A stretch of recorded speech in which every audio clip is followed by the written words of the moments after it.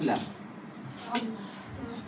হ্যাঁ হিমায়তপুর কার বাসায় ছিলাম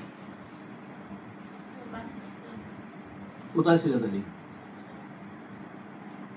খোলামালা বলো অসুবিধা নেই বলো হ্যাঁ ভয় করো না তুমি, আমি আছি। বলো হ্যাঁ তোমার আন্টির বাসায় তোমার আন্টির বাসায় তোমার আন্টি কি করে বাসায় কাজ করে মানুষের বাসায় কাজ করে তোমার আন্টির নাম কি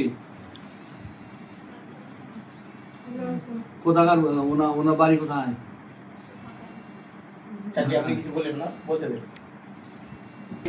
এ ভাই, এটা আমার ভাবি হয় সম্পর্কে। হ্যাঁ, তো ভাবি আমাদের কই তো ভাই একটু দেখিস, দেখ আপনি চুপ থাকেন দেখেন না, মাঝে মাঝে কিন্তু কই তো আমি কিন্তু আগে ঢাকা কোচে টিপ মারতাম লাল ভাইয়ের এখানে। আমি বলতো ভাবি, আমি বলছি ঠিক আছে পাইলে নিয়ে আনবো, মিলে না। একে ফের ভাবি খেতে গেছি সকালবেলা পাম্পের কাছে গেলাম, যে এবার রাজশাহীতে 10:30 বাজলো, যাত্রী নামাবো স্যার, আর মানে ঘুমটা দেখে লাগলো ওর মতন। তো আমি দেখে ওকে পুছ করছি, ওই তোর বাড়ি কোনটায়? বলছে আমি জানি না। তো আমি বলছি তোর বাড়ি ভোলার না? বলছে হ্যাঁ ভোলার।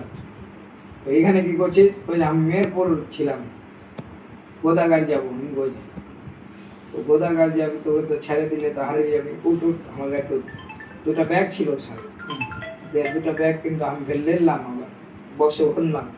ভাইকে বলছি ভাই আমাদের এলাকাতে এটা কিন্তু আমার ওস্তাদ বিআইটিসি সরকারি ড্রাইভার। তো আমি বলছি ভাই মেলা দিন আগে হারিয়ে গেছে, তো দিয়ে দেবে। বলছে উঠাও উঠাও গাড়িতে উঠাও।